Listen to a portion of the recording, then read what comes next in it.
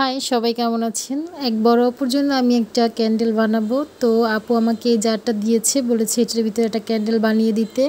জারটা তো বেশ কিউট, আমার অনেক পছন্দ হয়েছে। তো আমি এর ভিতরে একটা ক্যান্ডেল বানিয়ে দিলাম। এটা কেমন হয়েছে অবশ্যই জানাবেন। আমার কাছে তো অনেক কিউট লেগেছে, তো আমি ভিডিওটা আপনাদের কাছে শেয়ার করলাম। আসসালামু আলাইকুম, সবাই কেমন আছেন? আজকে খুব সুন্দর একটা ওয়াটার ক্যান্ডেল আপনাদের সাথে শেয়ার করব। তো এখানে আমি কিছু সাদা পাথরের কুচি দিয়ে দিয়েছি এবং দেখলেন তো একটা লাল গোলাপ, এটা প্লাস্টিকের গোলাপ, এটাকে আমি ভিতরে দিয়ে তারপর আমি পানি দিয়েছি। লাস্টে আমি রান্নার তেল দিয়ে তারপর আমি এটাকে জ্বালিয়ে দিয়েছি। তো আজকে আমার এই ক্যান্ডেলটা কেমন হয়েছে অবশ্যই জানাবেন। আমার কাছে তো খুবই ভালো লেগেছে।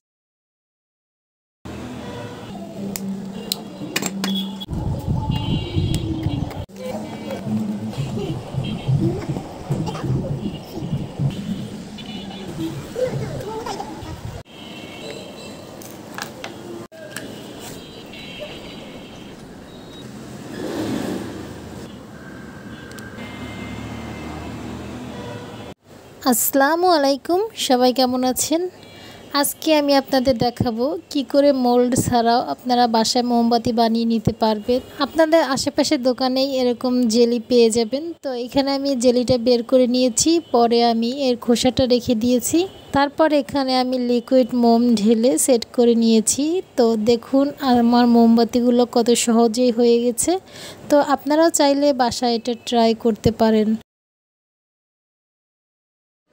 আসসালামু আলাইকুম, আপনারা সবাই আমার ক্যান্ডেল বানানোর ভিডিওগুলো খুবই পছন্দ করতেছেন। তো আমি ভাবতেছি নতুন নতুন আইডিয়া আপনাদের কাছে শেয়ার করব এবং আপনারাও বাসায় এই ধরনের ক্যান্ডেল বানিয়ে নিতে পারবেন সহজেই, কোনো ডাইস ছাড়া কীভাবে আপনারা বাসায় বানাতে পারবেন। আপনাদের আশেপাশে থাকা জিনিস দিয়েই আপনারা চাইলে সুন্দর ক্যান্ডেল বানাতে পারবেন। তো আজকে আমার এই ক্যান্ডেলগুলো কেমন হয়েছে অবশ্যই জানাবেন, আর এই আইডিয়াটা আপনাদের কেমন লাগছে সেইটাও জানাবেন।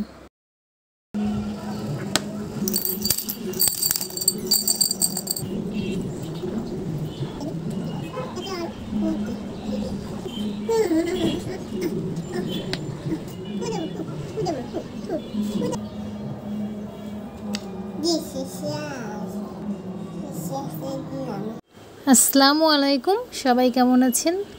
আজকে কিছু কুচি কুচি পাথর আর ঝিনুক করি এবং কিছু পুঁথি দিয়ে আজকে একটা ওয়াটার ক্যান্ডেল বানিয়েছি। তো সেই ভিডিওটাই আজকে আপনাদের কাছে শেয়ার করব।